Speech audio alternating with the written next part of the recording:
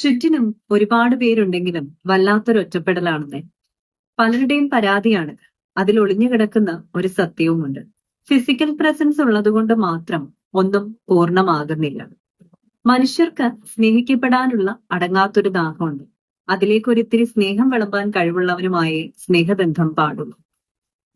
Emotional needs ഉള്ള വ്യക്തികളാണ് സ്നേഹബന്ധങ്ങൾക്കായി പരിശ്രമിക്കുന്നത്.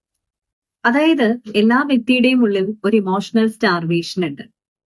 താൻ വിസിബിൾ ആകണം, തന്നെ കേൾക്കണം, തന്നെ ഒന്ന് താലോലിക്കണം, തന്നെ ഒന്ന് പരിഗണിക്കണം, വളരെ മീനിങ് ആയ കോൺവെർസേഷൻ വേണം തുടങ്ങി നമ്മുടെ നെർവസ് സിസ്റ്റത്തിന് ഇമോഷണൽ നീഡ്സ് ഒരുപാടാണ്. അതുകൊണ്ട് മാത്രമാണ് ഒരു ഇമോഷണൽ കണക്ഷന് വേണ്ടിയിട്ട് നമ്മളൊക്കെയും പരിശ്രമിക്കുന്നത്.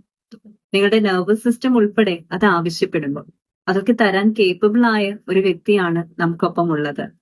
ഞാനുണ്ട് കൂടെ എന്ന് ഉറപ്പ് നൽകാൻ കഴിയുന്ന, എന്ന രീതിയിൽ പെരുമാറുന്ന വ്യക്തികളല്ല ചുറ്റുമുള്ളത് എന്നുണ്ടെങ്കിൽ ഒറ്റപ്പെടൽ തോന്നുന്നതിന് വലിയ അത്ഭുതമൊന്നുമില്ലല്ലോ.